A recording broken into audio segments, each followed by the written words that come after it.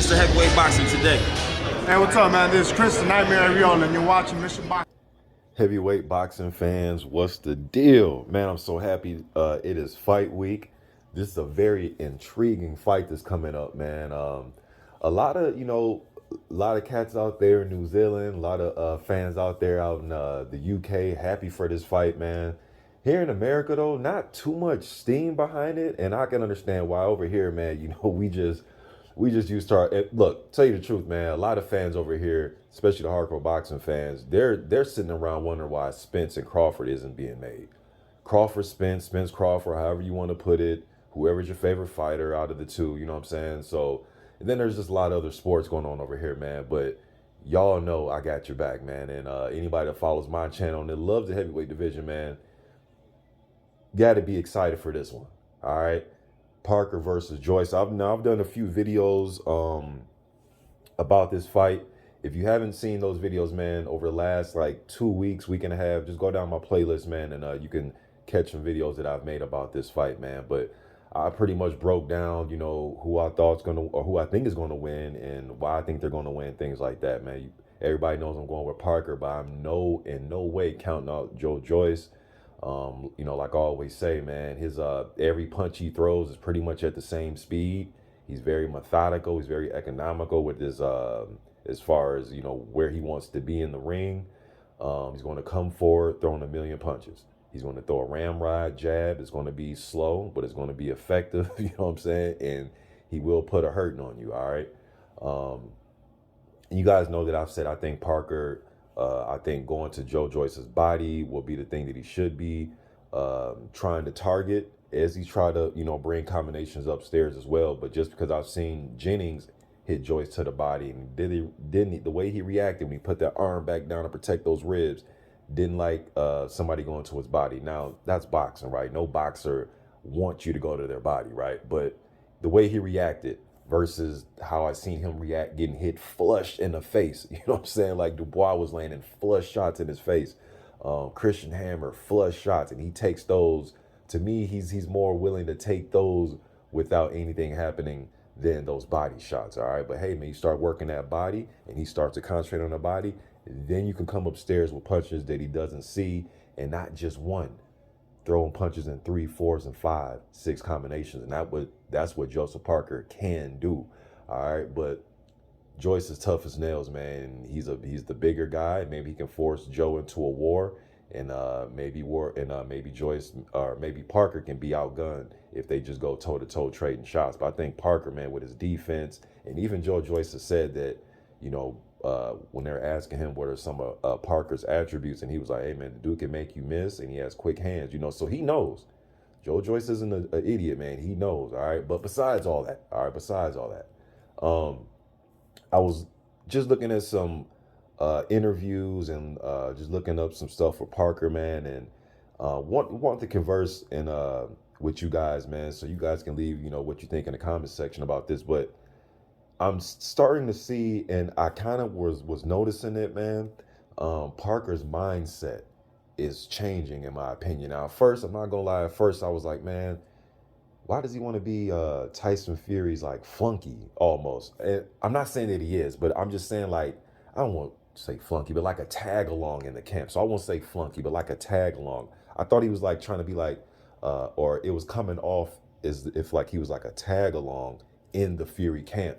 But now that I'm, looking at these interviews and just watching some footage, I don't think that anymore. I think that, he's in there to learn, and he, and Parker's a humble guy, man. I know I've said in the past, I want him to show some more dog in the ring, be a little more gritty. I remember the fight he had against, was it Franz Botha? JP fans, correct me if I'm wrong, man, but I think it was a Franz Botha fight where he had both are hurt, and he could have landed another one, but he kind of just stepped away. And I think the ref stepped in. I could be mixing up the fights, man. But when a lot of fans, we were saying, man, where's the dog? Mike Tyson would have hit the dude again, or Sonny Liston would have hit him again. And, you don't necessarily have to be an asshole, right? But some of us thought that Joe was just a little bit, I'm talking about Parker, just a little bit too nice in there, man. But I think his mindset has changed over years. I don't think he's that fighter from then. I think he has got a little bit more grittier, you know what I mean, so to speak. So, but I think being in Tyson Fury's camp, man, just watching him converse and talk with Andy Lee and Tyson Fury and all the guys that are there sparring with them guys, and in that camp, man, I think some of Fury's mindset is rubbing off on Joe, and I think that's a good thing. When I was watching him work the mitts with Andy Lee, and you can hear Tyson Fury in the background cheering Joe on, and he was cheering him on mostly when he was mimicking like a front foot type of approach, standing in there, throwing shots, making you miss with head movement, not so much with his feet, but just bending at the waist and moving that head and slipping shots. I'm going to make you miss while I'm standing in front of you, being aggressive, and every punch that I'm throwing, I'm trying to throw it to hurt you. All right. So I like that versus the JP that I seen with Kevin when he was moving around. And there's nothing wrong with moving around, right? Two of my favorite fighters of all time used to move around, Ali and Larry Holmes.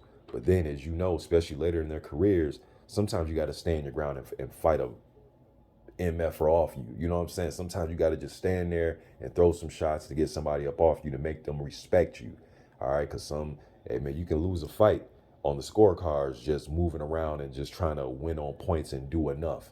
You know what I'm saying? Sometimes you got to stand and fight. And sometimes you may have a guy in front of you, like I think Joyce will do on fight night, that may have some success, at least some rounds, cutting off the ring. So it's going to force you to engage and make them miss, not by moving your feet, but make them miss by just slipping punches and countering. You know what I mean? After you make a miss. But just want to know, what do you guys think about the difference between Joe Parker when he was with Kevin and the Joe Parker that's with Andy Lee, and the Parker that, you know, is having Tyson Fury around?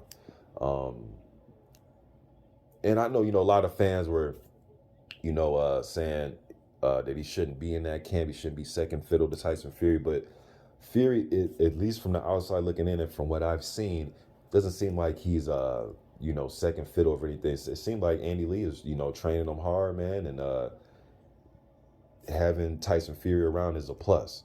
All right, there's a lot of fighters, man, heavyweights that had guys that were contenders or up and coming contenders in their camp. Ali used to do it all the time back in the day.